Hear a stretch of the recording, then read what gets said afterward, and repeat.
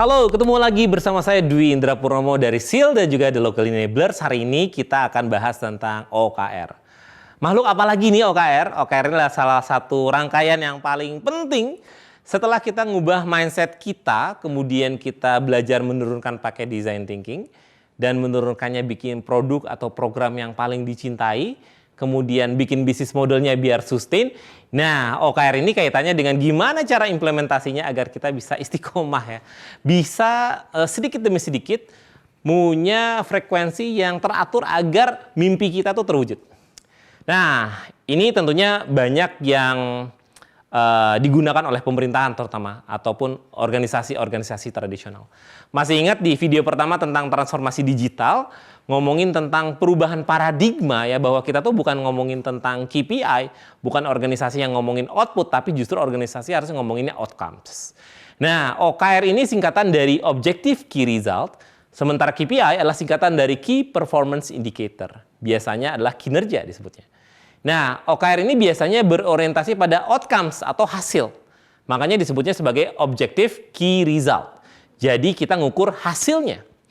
Tapi kalau KPI ini ngomongin tentang angka atau metrik yang mengukur kesehatan bisnis kita atau organisasi. Jadi berupa angka.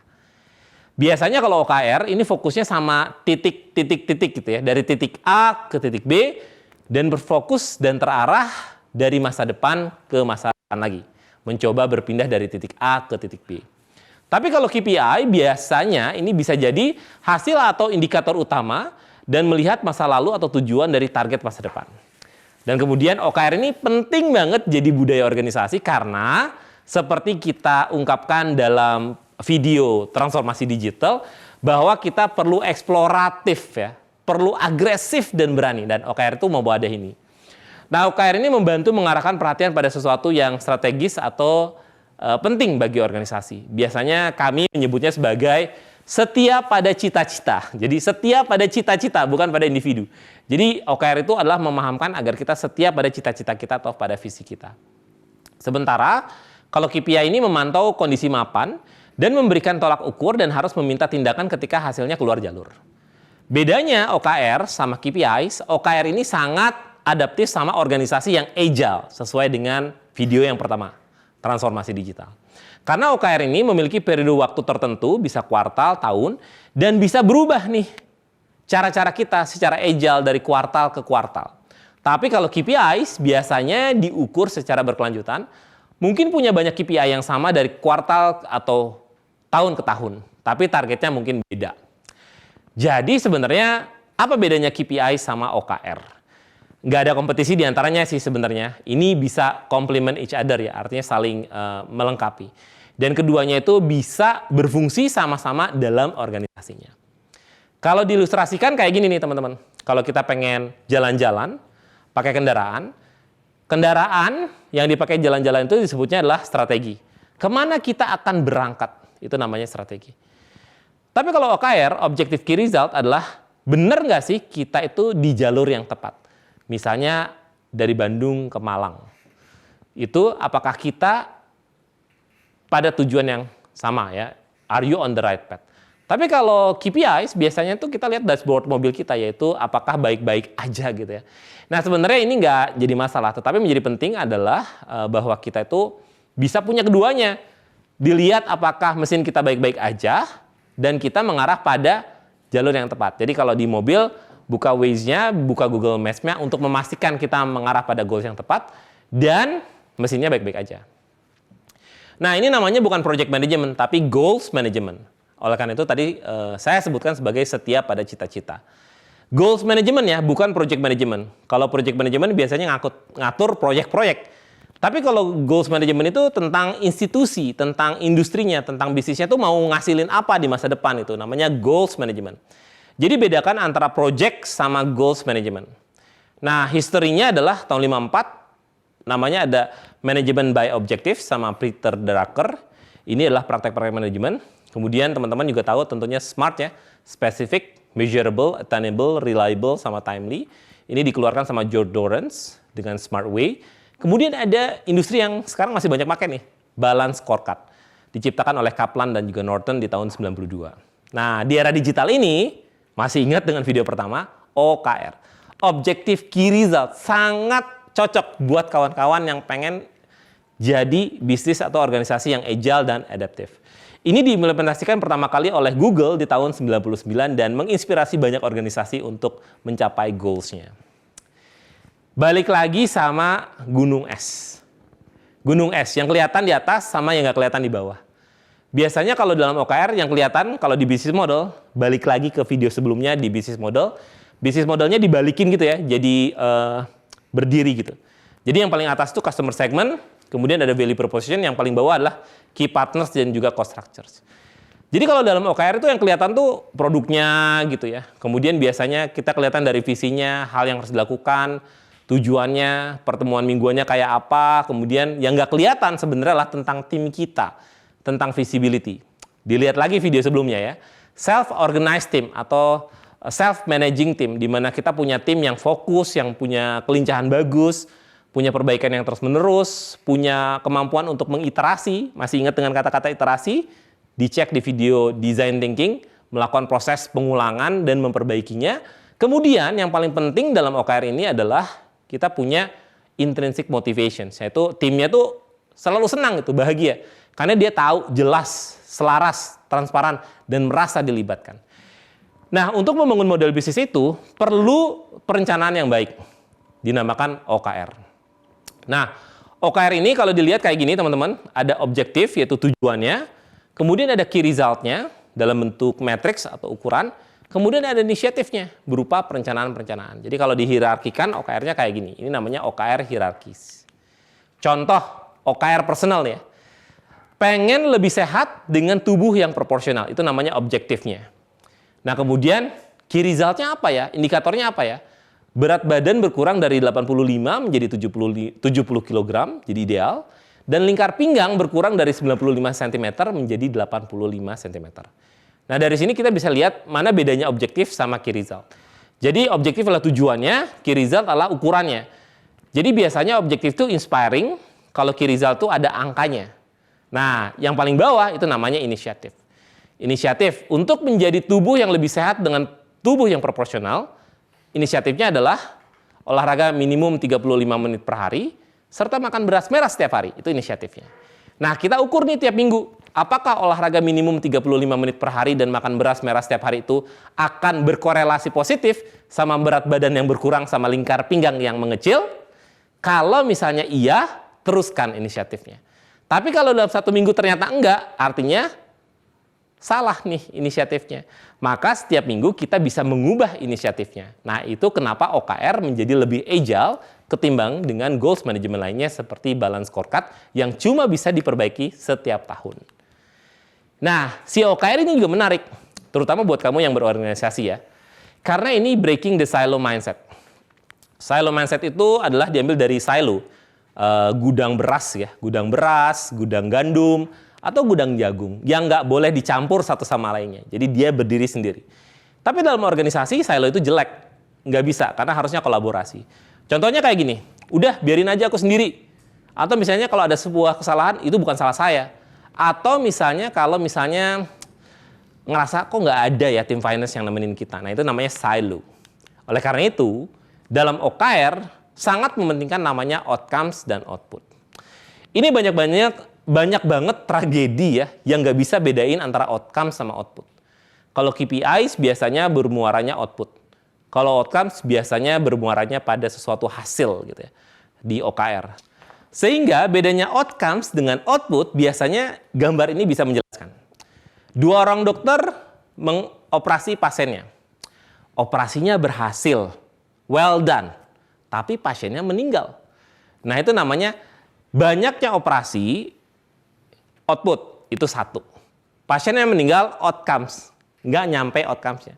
Harusnya banyaknya operasi 1 menghasilkan pasien yang sehat kembali, itu namanya outcomes dan output. Nah ini buat organisasi hati-hati sekali karena kita seringkali terjebak output. Artinya sering banget berkegiatan tapi nggak nyampe-nyampe sama visinya. Artinya harus berorientasi pada outcomes. Ini adalah salah satu penting sekali pemahaman untuk membedakan antara output sama outcomes. Nah, salah satu capaian agar kita bisa mencapai outcomes yang baik adalah dengan tim. Dalam video pertama tentang transformasi digital, dijelaskan tentang bagaimana kita membuat tim yang cross-functional atau self-managing team. Self-managing team itu biasanya terdiri dari berbagai macam fungsi yang cross, ya. Biasanya dinamakan sebagai cross-functional team. Contohnya, jika kita punya satu objektif, maka kita keroyok bareng nih. Satu marketing, satu sales, satu resource, satu training, satu recruiting, satu teknologi, satu executive committee, satu operation, satu corporate strategy. Bareng-bareng jadi network. Nah, biasanya kan kalau dalam organisasi yang tradisional, divisi marketing satu, divisi sales satu, divisi resource satu, divisi teknologi satu. Nah, kemudian mereka silo. Mereka bekerja dengan sebaik-baiknya satu bidang, tapi satunya nggak nyambung. Makanya dinamakan sebagai silo mindset. Tapi kalau dalam cross-functional team, nggak kayak gitu. Tapi kita bersama-sama mencapai satu goals dengan cross-functional team. Balik lagi sama model bisnis kanvas. Ini juga erat kaitannya untuk mengukur keberhasilan kita. Makanya kita ngomongin si bisnis model sebagai kerangka berpikir, bukan buat menjalankan usaha. Masih diingat lagi, angka 1, 2, 3, dan 4 adalah desirability. Sebagaimana kita menciptakan produk yang paling dicintai oleh masyarakat. Dan yang 7, 5, 6 ini ngomongin tentang bagaimana kita mengelola tim. Dan yang 8, 9 ngomongin tentang keuangan, struktur biaya, dan revenue stream. Nah, ukuran ini bisa kita konversikan jadi ukuran keberhasilan organisasi atau bisnis kita. Jadi, ngukurnya adalah kalau teman-teman pengen bisnis outcomes-nya berjalan, diukur dengan seberapa besar produk kita diinginkan konsumen dan diterima pasar. Yang kedua, seberapa layak. Dan yang ketiga, viability. Masih ingat nggak kata-kata saya tentang bermain juggling? Jadi ketiganya harus jalan, nggak cuma satu-satunya. Contoh, kalau dalam merumuskan OKR yang baik, tujuan pertama, produk yang baik. Tujuan kedua, sumber daya, organisasi, kolaborasi tentang internal bisnis. Tujuan ketiga, keuangan dan prioritas lain. Nah, ketiga tujuan ini nggak bisa dipisah-pisah, harus tercapai ketiganya. Sehingga kita namakan sebagai objektif dengan key result yang merujuk pada model bisnisnya. Nah, ngomongin tentang tujuan atau objektif, gimana cara merumuskannya? Merumuskannya adalah dengan cara mengkomunikasikan 3-5 hal yang ingin kita capai, tapi harus mengandung ide besar dan kenapa.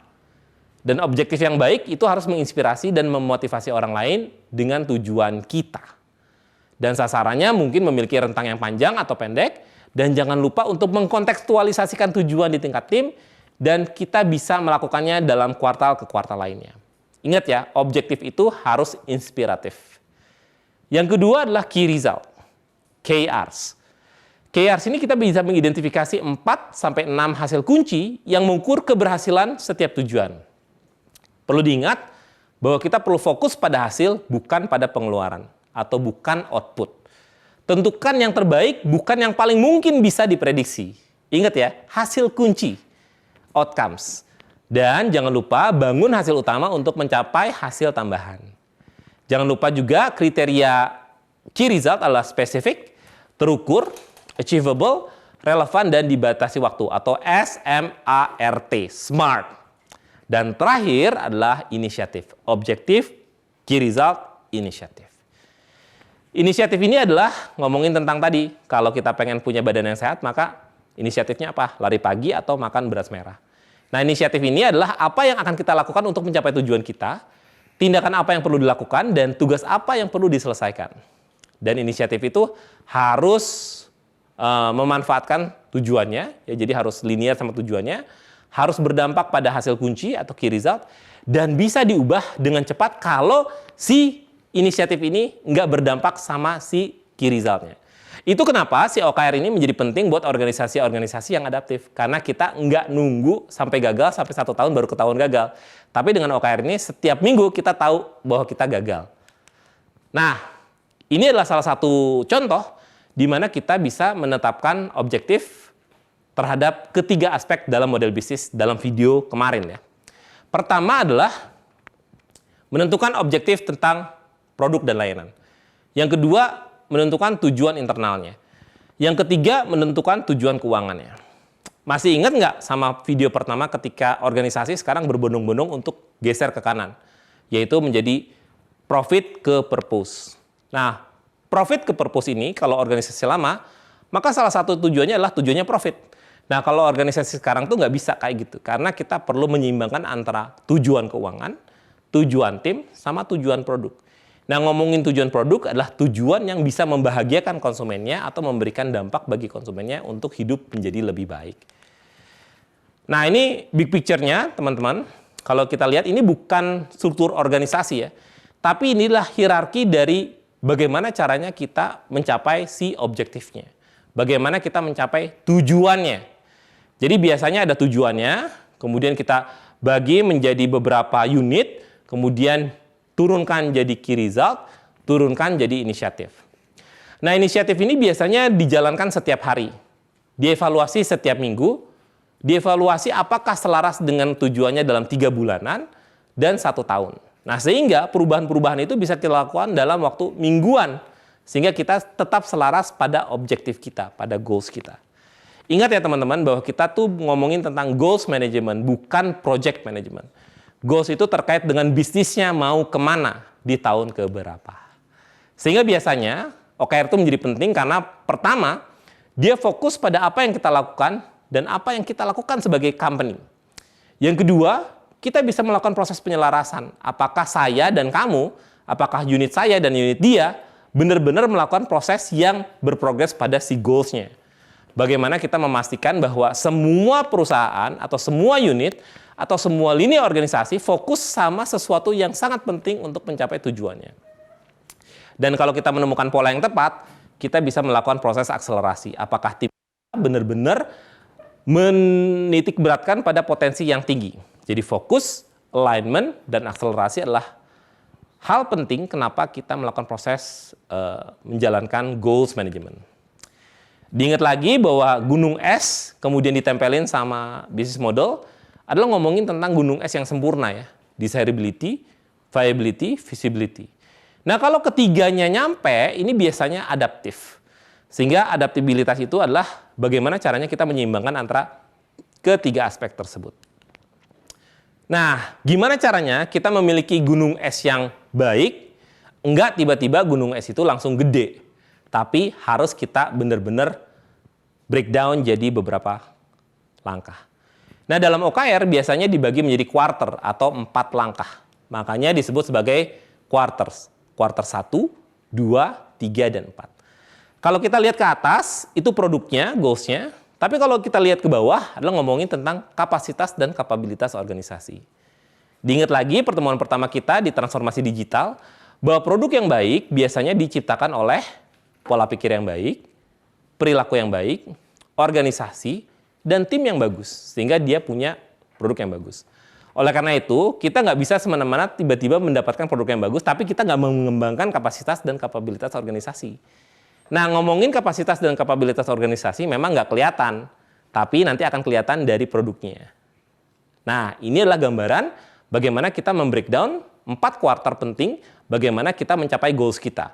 Maka di sini disebut sebagai prosesnya, atau istiqomah lah istilahnya, agar kita bisa mencapai goals kita. Kita lihat bahwa dalam OKR ini penting sekali kita mendefinisikan sebenarnya sukses itu apa ya, atau gimana sebenarnya. Itu namanya definition of success. Maka biasanya bisnis, organisasi, atau institusi tidak tiba-tiba besar, tapi justru kita memaintain agar masalahnya semakin kecil, tapi sistemnya makin gede, makin bagus. Di bawah itu, kita juga memaintain organisasi. Organisasi itu melibatkan manusia ya, bisa forming, bisa berantem, bisa norming, bisa performing, baru bisa adjourning. Jadi yang di bawah ini justru sangat penting untuk mendapatkan tim yang tetap inovatif, menjaga kekompakannya sehingga menghasilkan bisnis yang baik. Ada satu hal yang penting sekali teman-teman untuk membangun clarity dan culture. Sebenarnya OKR ini bukan tentang alat ukur, tapi OKR ini tentang bagaimana caranya kita membangun culture yang baik. Transformasi digital. Transformasi digital itu ngomongin perilaku. Nah, perilaku itu dirawat. Gimana cara ngerawatnya? Lakukanlah proses pertemuan-pertemuan ritual yang menyenangkan sebenarnya. Tapi kelihatannya agak sering. Tapi sebenarnya ini sangat efektif. Pertama, pertemuan harian. 15 menit. Bagaimana kita mengidentifikasi harian? Biasanya kita ngumpul semua tim, kemudian ngomongin kemarin ngelakuin apa? Hari ini akan berkegiatan apa? Hambatannya apa? Dan apa yang bisa dibantu? Ini pertemuan setiap hari pada waktu yang sama, cuma 15 menit. Kemudian ada pertemuan mingguan dan pertemuan bulanan yang biasanya kita merumuskan apa saja yang sudah kita lakukan, apa yang harus kita lakukan, apa yang harus mulai dilakukan, apa yang harus dihentikan, apa yang harus dikurangin, dan apa yang harus kita coba untuk perbanyak. Ini biasanya pakai Starfish Model. Nanti di googling ya, Starfish Model. Dan tentunya ada pertemuan per periodik, yaitu evaluasi manajemen dan pertemuan tahunan. Dan ini kenapa OKR ini menjadi sebuah platform yang menarik, membuat organisasi lebih agile, karena kita bisa melakukan proses perubahan lebih cepat. Dan jangan lupa bahwa dalam OKR ini tujuannya juga adalah untuk menciptakan tempat yang happy buat semua orang. Tempat di mana menjadi tempat yang bagus untuk bekerja, di mana setiap orang punya otonomi, punya suara dan engage dengan lingkungannya. Orang jadi paham jelas tentang menuju sukses, karena jelas dan transparan, serta fokus. Dan terakhir, timnya itu tahu bagaimana caranya mencapai tujuan secara konsisten, istiqomah ya. Bagaimana meluruskan struktur dan informasi data. Nah, ini adalah bagian penting dalam OKR. Sehingga kita bisa menyeimbangkan juggling kita, produk, visibility, dan viability.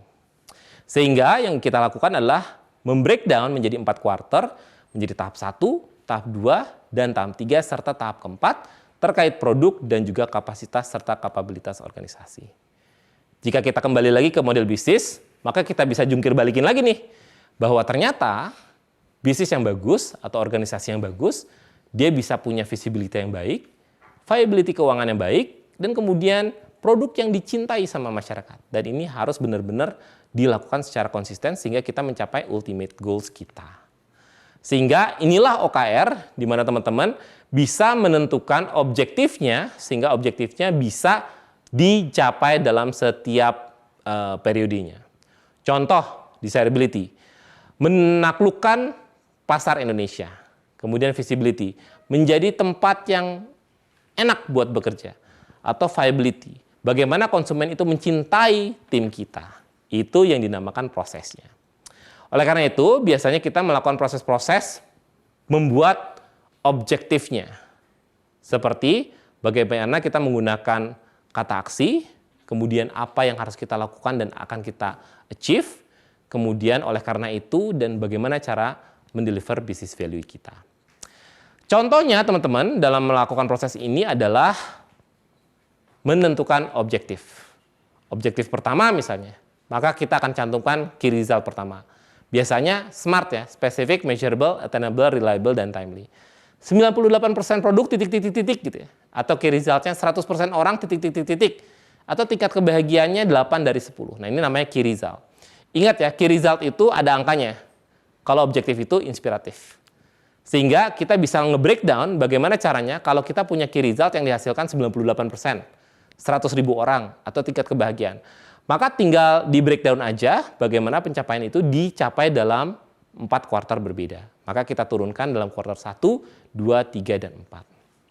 Ingat bahwa key result bisa diturunkan ke setiap kuartalnya jika membutuhkan proses beberapa kuartal. Tidak selalu harus dijabarkan menjadi beberapa kuartal. Jadi silahkan tetapkan key result-nya, breakdown ke dalam 4 kuartal. Oleh karena itu, biasanya setiap perusahaan memiliki minimum 3. Yang pertama adalah tentang produk, tentang keuangan, dan tentang timnya. Dan kemudian di breakdown menjadi 4. Nah, disinilah keunggulan OKR, di mana dengan OKR ini perusahaan-perusahaan di era digital bisa melakukan proses-proses work from anywhere, work from home, atau work from anything.